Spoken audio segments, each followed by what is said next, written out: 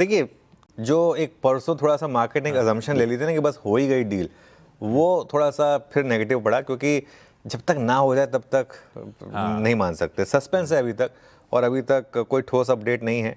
Marco Rubio ने कहा है कि अभी थोड़ा सा वक्त लगेगा। अब कितना और वक्त चाहिए इन लोगों को, मुझे समझ में नहीं आ रहा है, ठीक है ना। और अगर आप देखें तो हॉर्मुज़ में कमर्शियल जहाज़ों को सुरक्षा नहीं मिल रही है, ये यूएस सेंट्रल कमांड ने कहा है। लेकिन प्रोजेक्ट फ्रीडम दोबारा शुरू नहीं होगा, कम से कम ये अच्छी बात है कि जो प्रोजेक्ट फ्रीडम जिसकी वजह से पहले ईरान को गुस्सा आ गया था, वो दोबारा नहीं होगा। ईरान की मांग क्या है कि भाई समझौते से पहले आप हमारे एसेट जो हैं वो डीफ्रीज करिए। आपने हमारे $24 बिलियन के एसेट फ्रीज किए हुए हैं, उनमें से आधे डीफ्रीज करिए, फिर डील हो जाएगी तो आप बाकी आधे डीफ्रीज कर दीजिएगा।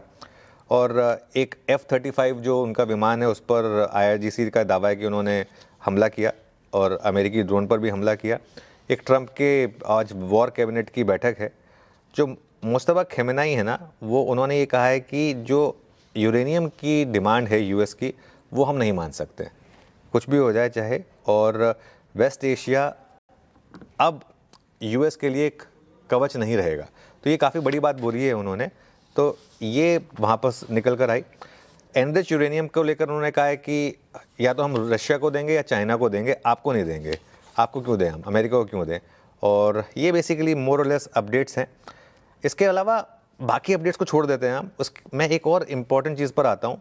पाइपर सैंडलर की जो वार्निंग है, उनका ये कहना है कि क्रूड की जो कीमतें हैं वो नए रिकॉर्ड तक जा सकती हैं, और जो स्ट्रेट ऑफ हॉर्मुज़ है वो कई महीनों तक बंद रह सकता है। ये एक इम्पॉर्टेंट चीज़ निकल कर आई।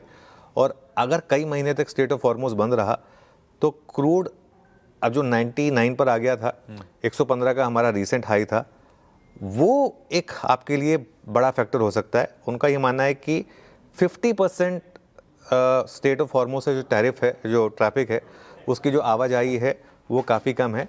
अगली 4 लाइनें छोड़कर उसके बाद की ग्राफिक प्ले कर दीजिए प्लीज़, अगर आपको समझने में दिक्कत आ रही हो तो। वो एक इम्पॉर्टेंट वार्निंग आई है यहाँ पर। तो ये एक थोड़ा सा इंटरेस्टिंग कल एक मामला निकल कर आया है बेसिकली। इसके अलावा एक और इंटरेस्टिंग चीज़ है जिसको मैं यहीं पर डिस्कस करना चाह रहा था आशीष। एक और $1 ट्रिलियन की कंपनी आ गई है, माइक्रॉन।